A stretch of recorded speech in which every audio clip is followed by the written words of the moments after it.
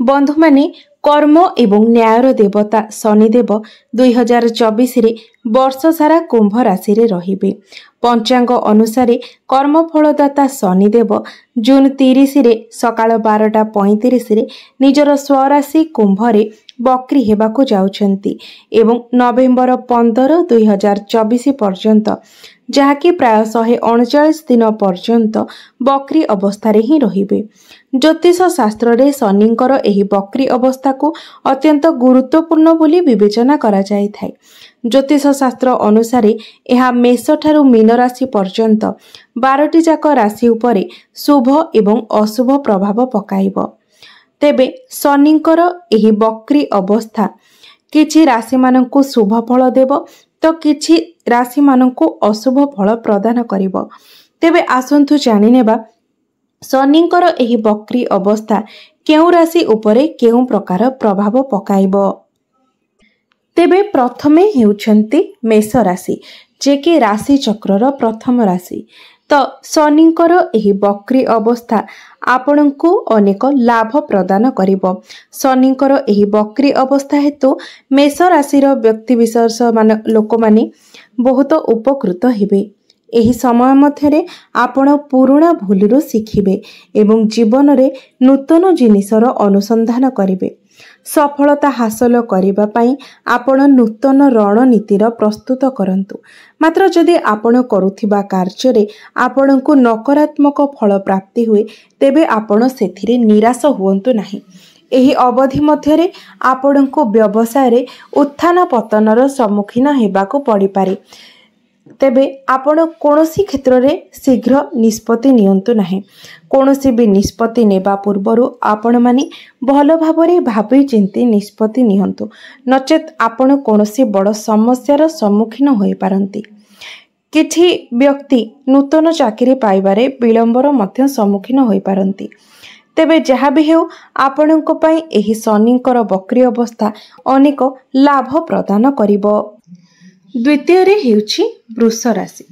तो बंधु माने शनिंकर एही बक्री हेतु वृष राशिर व्यक्ति विशेष मानकर भावना रे उत्थान पतन होई पारे। गुरुत्वपूर्ण कार्य गुड़िक मध्य आपण धीरे धीरे करिवे। आपणकर क्यारियर एवं लक्ष्य उपरे आपण ध्यान दियंतु। परिवर्तन को भय करंतु नाही, कारण जहाँ भी परिवर्तन हेबो ताहा आपणଙ୍କୁ एक्सेप्ट करिबा पई पड़िबो। ऑफिस कार्य रे बेपरुआ हुअंतु नाही। निजर समस्त दायित्व को भल भाबरे पालन करिबा पई चेष्टा करंतु एवं समस्त कार्य गुडी को मध्य भल भाबरे करिबा पई चेष्टा करंतु। आर्थिक प्रसंग रे कोनोसी भी रिस्क आपण नियंतु नाही। अर्थ संचय करिबा पई चेष्टा करंतु, कारण आपण जदि खर्च करिवे अननेसेसरी खर्च करिवे तेबे एहा द्वारा आपणकर आर्थिक स्थिति दुर्बल होई पारे। तेणु आपण अजथा खर्च न करी अर्थ संचय करिबा पई चेष्टा करंतु।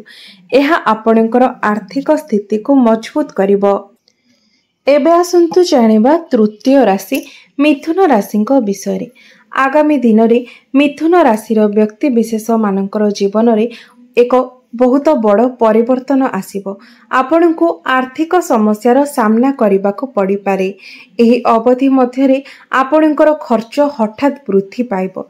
तेबे निज उपरे अधिक प्रेशर आपण दियंतु नाही। आपणकर खर्च करिवार अभ्यास को आपण नियंत्रण रे रखंतु। आयर वृद्धि पाई नूतन विकल्प खोजंतु एवं अनावश्यक खर्च उपरे नियंत्रण रखंतु। जेते पारिबे आपण टंका को संचय करिबा पई चेष्टा करंतु। चतुर्थ राशि कर्कट राशि। एही समय मध्यरे आपण निजर क्यारियर एवं लक्ष्य उपरे ध्यान दियंतु। व्यवसाय रे अग्रगति पाई आपण नूतन योजना प्रस्तुत करंतु। निजर धैर्य को बजाय रखंतु एवं बुद्धिमान भावरे सबु समस्यार समाधान करिबा पाई चेष्टा करंतु। नूतन विनियोगर सुजोग उठाइबा पाई चेष्टा करंतु। एही अवधि मध्यरे आपणଙ୍କୁ हठात बढ़ुथिबा खर्चर मध्य सामना करिबाकू पड़ी पारे। आर्थिक प्रसंग रे आपण कोनोसी भी रिस्क नियंतु नाही एवं बुद्धिमान भावरे टंका खर्च करंतु। एबे आसंतु जानिबा पंचम राशि सिंह राशिक विषय रे।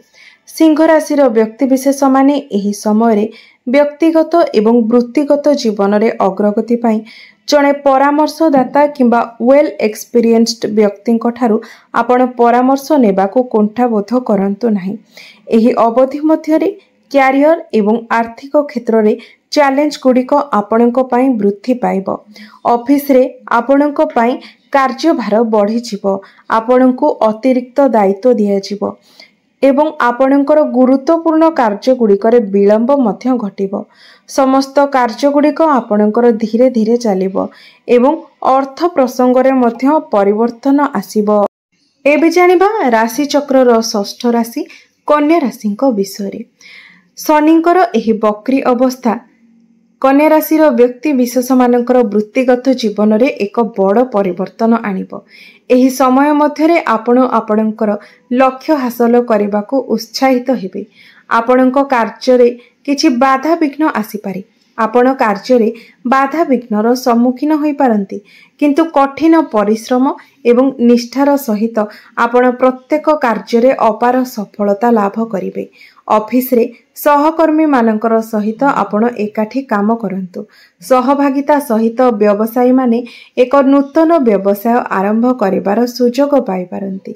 आपणकर खर्च अभ्यास उपरे आपण नजर रखंतु एवं बद खर्च को नियंत्रण रे रखंतु। शीघ्र कोनोसी निष्पत्ति नियंतु नाही। आपण जे कोनोसी कार्य पाए भी निष्पत्ति नेउछंती, निष्पत्ति नेबा पूर्वरु भल भाबरे भाबी चिंती तापरे निष्पत्ति नियंतु, नचेत आपणको असुविधार सामना करबाको पड़ी पारे। विशेष करी आपण जदि आर्थिक दिगरे कोनोसी भी निष्पत्ति नेउछंती ता पूर्वरु भल भाबरे भाबी चिंती निष्पत्ति नियंतु। एबे आसंतु जानिबा राशि चक्रर सप्तम राशि तुला राशि विषय। शनिंकर एही प्रत्यावर्तन आपणक जीवन रे असुविधा आनी पारे। आपणकर जीवन रे असुविधा गुड़िक वृद्धि पाई पारे।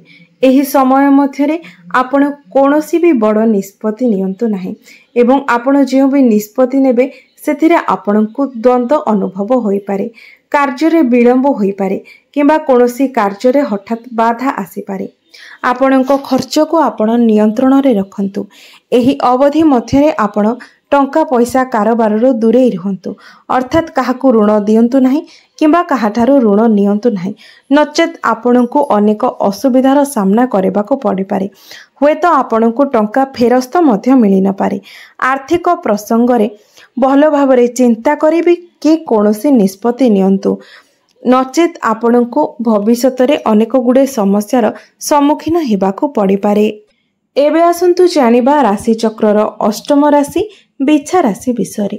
शनिंकर एही ओलोटा गतिविधि द्वारा बिछा राशिर व्यक्ति विशेष मानकू वृत्तिगत जीवन उपरे प्रभाव पड़ी पारे। आपण एकाग्रतार अभाव अनुभव करिवे, काम करिबा भली अनुभव करिवे नाही। पारिवारिक जीवन रे आपण असुविधार सम्मुखीन होई पारंती। एक नूतन आर्थिक योजना प्रस्तुत करबा पई एहा हेउछि उपयुक्त समय। नूतन विनियोगर सुजोग नेबा पई चेष्टा करंतु। बंधु माने एबे आसंतु जानिबा राशि चक्रर नवम राशि धनु राशि विषय। धनु राशिर व्यक्ति विशेष मानक पई शनिंकर गतिविधि रे एही परिवर्तन आपणकर कार्य रे बाधा सृष्टि करि पारे, किंतु सफलता पाइबा पई आपण एक नूतन रणनीति प्रस्तुत करंतु। एहा सहित आपणकर स्वप्न निश्चित साकार हेबो। वार्तालाप समय आपण आपणकर मतामत को अति स्पष्ट भावरे प्रकाश करंतु। अनुसंधान नकरी विनियोग करंतु नाही एवं आर्थिक प्रसंग रे कोनोसी रिस्क मध्य नियंतु नाही। आपण जेकोनोसी भी निष्पत्ति नेउछंती, निष्पत्ति नेबा पूर्वरु भल भावरे भाबी चिंती निष्पत्ति नियंतु, नचेत आपणकू भविष्यत रे असुविधा एवं समस्यार सामना करबाको पड़ी पारे। एबे आसंतु जानिबा राशि चक्रर दशम राशि मकर राशिंक विषय। एही समय मध्यरे आपण निज कार्य रे बाधा विघ्नर सामना करि पारंती। आपणकर क्यारियर एवं लक्ष्य उपरे आपण ध्यान दियंतु। सफलता पाइबा पई नूतन योजना प्रस्तुत करंतु। क्यारियर उन्नति पाई नूतन सुजोग गुड़िकर संपूर्ण लाभ नियंतु। एही अवधि मध्यरे आपणकर खर्च उपरे कड़ा नियंत्रण रखंतु। अधिक परिमाण रे विनियोग करंतु नाही। आर्थिक प्रसंग रे बुद्धिमान भावरे निष्पत्ति नियंतु। କ୍ୟାରିୟରର ଅଭିବୃଦ୍ଧି ପାଇଁ ଜଣେ ପରାମର୍ଶଦାତା କିମ୍ବା ଅଭିଜ୍ଞ ବ୍ୟକ୍ତିଙ୍କଠାରୁ ପରାମର୍ଶ ନେବାକୁ କୁଣ୍ଠାବୋଧ କରନ୍ତୁ ନାହିଁ। ଏବେ ଆସନ୍ତୁ ଜାଣିବା ରାଶିଚକ୍ରର ଏକାଦଶ ରାଶି କୁମ୍ଭ ରାଶିଙ୍କ ବିଷୟରେ। ଶନିଙ୍କର ଏହି ପ୍ରତ୍ୟାବର୍ତ୍ତନ ପର୍ଯ୍ୟାୟରେ କୁମ୍ଭ ରାଶିର ଲୋକମାନେ ପ୍ରଗତି ପାଇଁ ଅଗଣିତ ସୁଯୋଗ ପାଇବେ। ସଫଳତାର ପଥରେ ଆସୁଥିବା ବାଧାବିଘ୍ନ ଗୁଡ଼ିକ ଦୂର ହୋଇଯିବ। ସମସ୍ତ କାର୍ଯ୍ୟଗୁଡ଼ିକ ଇଚ୍ଛାକୃତ ଫଳାଫଳ ପାଇବ। ତଥାପି ବି ଆର୍ଥିକ ପ୍ରସଙ୍ଗରେ ଆପଣ ସତର୍କ ରୁହନ୍ତୁ। ବ୍ୟବସାୟୀମାନେ ପାଣ୍ଠି ସଂଗ୍ରହରେ ବିଳମ୍ବର ସମ୍ମୁଖୀନ ହୋଇପାରନ୍ତି।